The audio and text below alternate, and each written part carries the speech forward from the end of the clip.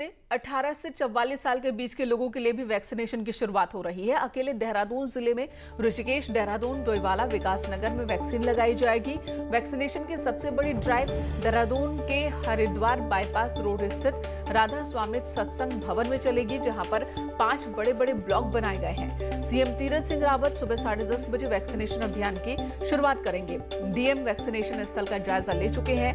उत्तराखंड में 18 से 44 साल के 50 लाख लोगों का वैक्सीनेशन होना है। सुनील नौप्रभात हमारे सहयोगी इस वक्त हमारे साथ देहरादून से जुड़ चुके हैं। सुनील, सबसे पहले तो ये बताइए, वैक्सीनेशन ड्राइव की हम बात करेंगे, लेकिन उससे पहले जो बड़ा सवाल है कि अभी तक जो कोरोना कर्फ्यू और कल से जो कोरोना कर्फ्यू लागू होने जा रहा है, इसमें अंतर क्या है?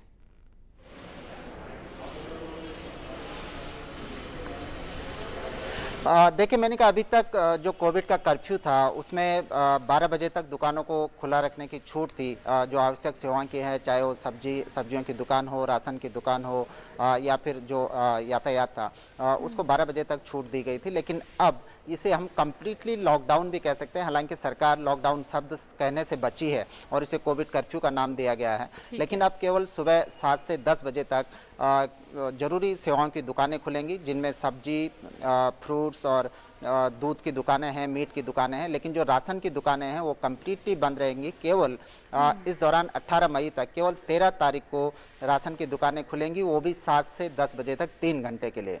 पहली बात तो ये है। दूसरा, अगर आप अंतर जनपदीय भी अगर आप आवागमन करते हैं, परिवहन करते हैं, तो आपको ठोस कारण बताना होगा कि क्यों आप एक डिस्ट्रिक्ट से दूसरे डिस्ट्रिक्ट जा रहे हैं। तो वहाँ पर भी बॉर्डर पर कड़ाई से सख्ती से प्रतिबंध होगा। और खासकर मैदानी क्षेत्रों जैसे जिलों से, जहाँ आप देहरादून से, हरिद्वार से, उधम सिंह नगर से या फिर पौड़ी के कोटद्वार जैसे मैदानी क्षेत्रों से अगर आप पहाड़ की ओर जा रहे हैं, तो वहाँ पर आपको बॉर्डर पर RT-PCR या फिर रैपिड एंटीजन टेस्ट की नेगेटिव रिपोर्ट दिखानी अनिवार्य होगी। तो सरकार की कोशिश ये है कि कम से कम इन 7 दिनों में वो लोगों का आवागमन प्रतिबंधित करें, ताकि लोग कम से कम इन 7 दिनों के लिए जो कोरोना कर्फ्यू लगाया गया है, उसका स्वरूप कुछ पिछले साल के लॉकडाउन जैसा ही है, भले ही लॉकडाउन शब्द का इस्तेमाल ना किया जा रहा हो। और एक जो बड़ा सवाल है वैक्सीनेशन ड्राइव को लेकर, वैक्सीनेशन को लेकर उत्तराखंड में किस तरह का उत्साह देखने को मिल रहा है, तैयारी कैसी है? ज्यादातर जगहों पर, दूसरे राज्यों में हम देख रहे हैं कि जितने लोग वैक्सीनेशन कराना चाह रहे हैं, वैक्सीन की उतनी डोज है नहीं। उत्तराखंड की क्या स्थिति?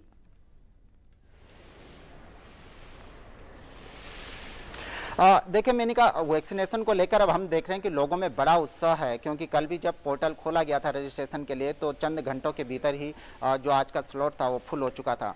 देहरादून में जो सबसे बड़ी ड्राइव जिस सेंटर पर चलने वाली है वो राधा स्वामी सत्संग भवन है, और मैं अभी उसी में मौजूद हूँ।